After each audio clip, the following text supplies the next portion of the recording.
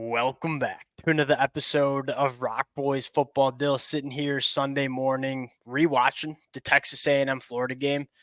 You know, they say you can't lose your starting spot when you're hurt. Tell you can, man. Dill, Marcel Reed comes out and runs that Texas A&M offense at such a high level. And I know that kind of sounds harsh and definitely a little bit of a joke in terms of Connor Wigman. The Texas A&M fans know who have been rocking with the boys for the last couple of months. I am the president of the Connor Wigman fan club, or at least I was heading into 2024. But what you saw from Marcel Reed, a redshirt freshman going on the road into one of the more hostile environments that you'll see in all of college football with brutal weather, running the offense like that.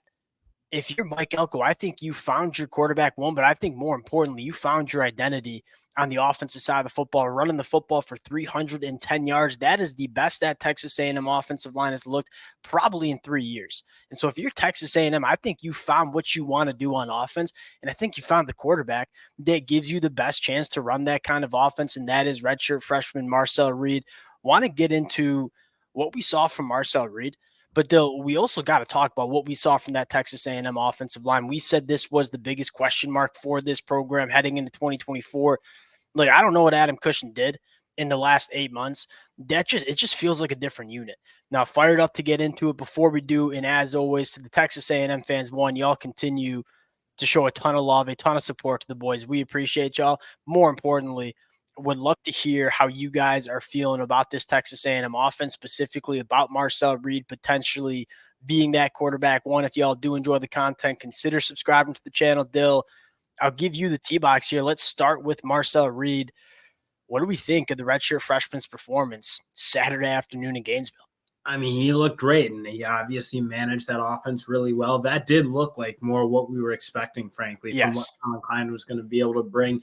That was running, getting the ball to the perimeter a little bit, being able to then hit stuff inside, keeping linebackers on their toes, not giving up a ton of negative plays. And that's pretty much what Marcel Reed was able to do. The big thing that stuck out to me is when the ball had to come out quick, it came out quick. When safeties were coming downhill on him in the blitzes, the ball got out into the flat quickly, got out on time. And those were the kind of things, frankly, you didn't see from Connor Wigman in that game against Notre Dame that pretty much ended up costing. By far the most impressive aspect about Marcel Reed. Like, you can go to what he did with his legs, and we're going to talk about that. You can talk about pushing the ball down the field, in which he was 4 of 7, 10-plus yards down the field, very good numbers. How he managed this offense when he saw pressure, knowing where his hots were. That is what stood out to me. Dill, I think the most fascinating conversation about Marcel Reed is I remember talking about this kid when he committed to Texas A&M. He was raw. He was a 54% completion guy his senior year in high school, 27 touchdowns to 13 interceptions. This was not some sort of polished year one ready quarterback. I thought it'd at least be 3 years until we saw Marcel Reed touch the field for Texas A&M. I was wrong. Like, redshirt freshman year, I thought he looked pretty good in the bowl game too. You go back to last year, but you saw he was a freshman. The kid's taken leaps and bounds in terms of how he wants to run this offense. And I think you made a really good point. Marcel Reed seems to open up the bag for Coach Colin Klein. Like, when we were watching this football game, we looked at each other and said, this kind of reminds you of what Coach Colin Klein's offense looked like at Kansas State. When you have a quarterback that's as dynamic as Marcel Reed, it allows you to do a lot of different things in that run game. We all know Coach Colin Klein has a deep bag of how he wants to run the football. To me, it seems like Marcel Reed kind of unlocked that bag a little bit, because that rushing, whenever you can run the football for 310 yards on the road, you're going to win a lot of football games, especially with how good that Texas A&M defense is. I think Marcel Reed's the guy you want to build this offense around. And he just slows everything down, I think. He slows the flow of linebackers. He slows the flow of defensive ends.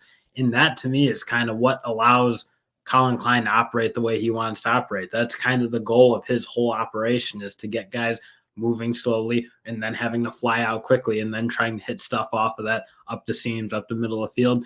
And I think you kind of saw it. Again, like, Connor Wigman's not even a bad athlete, but he is leaps and bounds away from what Marcel Reed can do for them. How much quicker I would say Marcel Reed is, and how much, frankly, more comfortable he feels handling the football in that kind of way. It's not just about the athleticism. It's the sense, it's the feel, it's all that stuff. And it's the willingness. Like, Marcel Reed is very willing to tote the rock. Connor Wigman at times, again, I think he's capable of it. He's certainly not a bad athlete, but he's not as athletic as Marcel Reed. I think we know that for sure. but it never seemed like Connor Wigman wanted to be a quarterback that really wanted to get involved in the run game. You couldn't say that for Marcel Reed. Now, I don't want Marcel Reed taking some of the hits that he took against Florida. I think on aggregate, Asher does a pretty good job not getting himself lit up. Because he's quick enough. He does a good job of dodging like the real. Yeah. I think people talk about that with Lamar Jackson a lot, and I think it's true. It's like when you're that quick and you can get out of the way, you're just not taking him full on. I didn't think he ever got like absolutely pasted. I mean, he had to get a first down one time, and he maybe took a shot, but you got to do what you got to do to get first down. The kid's tough as nails. Like I think you made a really good point. Not just the physical traits that he has in terms of just being a really dynamic athlete, but also being willing to do that. That's something really important. Like, I don't think Notre Dame was really nervous about Connor Wigman running the football. I think Connor Wigman's capable of it, but it just never showed like he was willing to do it. So Notre Dame didn't really have to prep to deal with Connor Wigman's legs. Now, if you're defensive coordinator and you're playing Texas A&M with quarterback one Marcel Reed, you have to prep about how to stop Marcel Reed and his legs. And then you look at the passing attack, Dill, this is probably how Coach Colin Klein wants this offense to look. You probably throw the football a little bit more, but the weather was kind of prohibiting you from doing that. But 11-17 for $178, 2 touchdowns, hitting the explosive plays when you want to hit them. I think that first drive is what you're going to see. I think that was kind of what you expect in terms of mix of pass and run. And obviously, you're right. When the weather got bad, it had to go far more towards the run. And they were also winning that game pretty handily for the most part, and Florida couldn't move it a whole lot on them. But I think the first drive kind of showed what I think Marcel Reed can do. I mean, he doesn't take that big of a backseat as a passer to Connor Wigman. If he does take one at I was really, really impressed with that. Yeah. That throw over the middle of Moose Muhammad. Really, really nice throw. That obviously getting the ball up the seam to the tight end. Like, those are good plays. That dig route to Moose Muhammad, the first drive of the game, Mike Elko noted it in the presser. That was kind of when you're like, oh, like your eyes kind of popped out. And we're like, oh, Marcel Reed can kind of like, this isn't going to be a gimmick offense. This thing can Marcel Reed can offense with him at maybe a higher level. Marcel Reed can sling the rock. And I think another really impressive stat line, 7-12 when blitzed. You could tell Coach Roberts for Florida wanted to try to heat this kid up. Hey, we got a redshirt freshman making I believe it's his first career start because he didn't necessarily start that bowl game. First career start in the swamp. We're going to heat this kid up. Hey, Marcel Reed, 7-12 when he blitzed him, 2 touchdowns. Like, he handled the pressure that Coach Roberts put on him very well. Dill, second storyline here, this offensive line.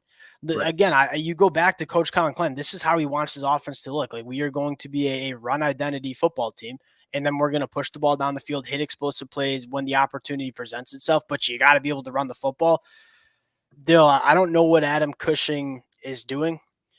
It's night and day. And it was a lot of guys. It wasn't just the starting five. Like, Ruben Fothery comes in, I thought played phenomenal football for Texas A&M. TJ Shannon as well.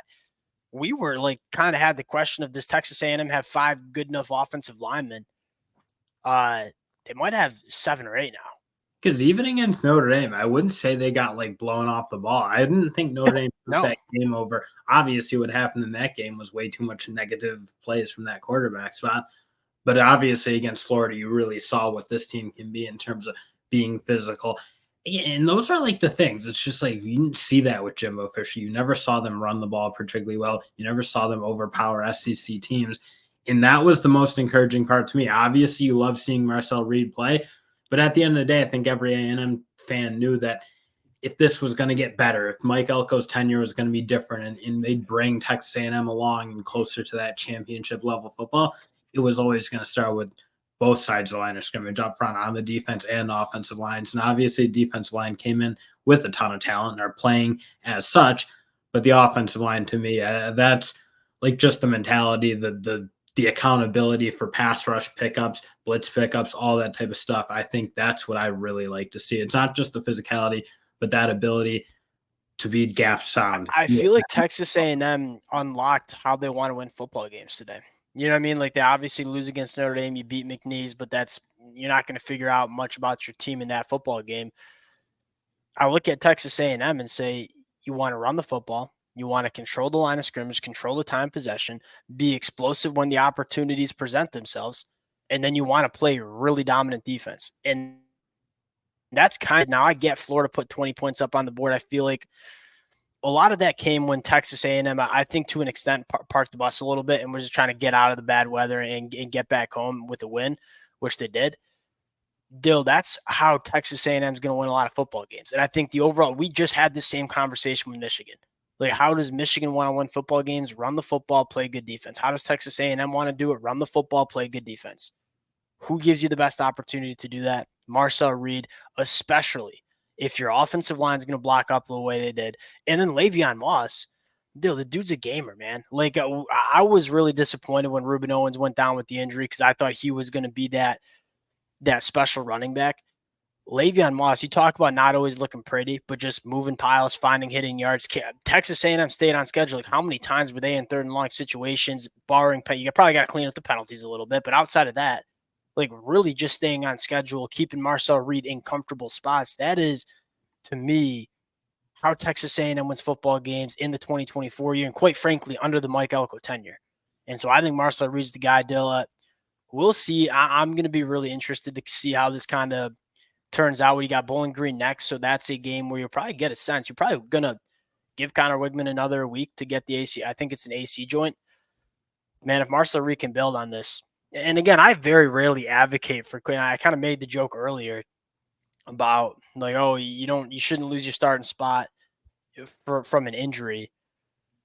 It's a little different for Texas A&M because Connor Wigman didn't. That's the thing. I mean, we're building a lot off of Wigman, off of maybe one game. That Miami game is really the only game I'd say he went out and was a real rock star. And He's flashed. Good. Yeah. So, again, you've seen the flashes, but right now, I wouldn't say you had like a clear incumbent starter aside from the fact that Connor Wigman looked really good against Miami. So I don't know that I would be so slow to pull it because at the end of the day, I mean, we have now a game against Notre Dame, a game against Florida, and obviously Notre Dame's a better team. I wouldn't make that argument, but I don't know if it's as drastic as maybe we probably thought coming out of that A&M game. Obviously, Notre Dame going on and losing to Northern Illinois. So, I mean, you just look at these two games, it did feel night and day difference in terms of what this offense can be with Marcel Reed versus what it looked like against Notre Dame, where the end of the day, you just can't make those mistakes that they were making, taking sacks, throwing interceptions, making those sort of plays that lose you football games, and your defense can be as good as what A&M can be. Yeah, I think it's Marcel Reed too. I trust Mike Elko to make the right decision. To the Texas A&M fans, would love to hear from you guys as well. Again, y'all show a ton of support. We appreciate you guys. If y'all do enjoy the content, consider subscribing to the channel. Appreciate you guys, and we'll talk to y'all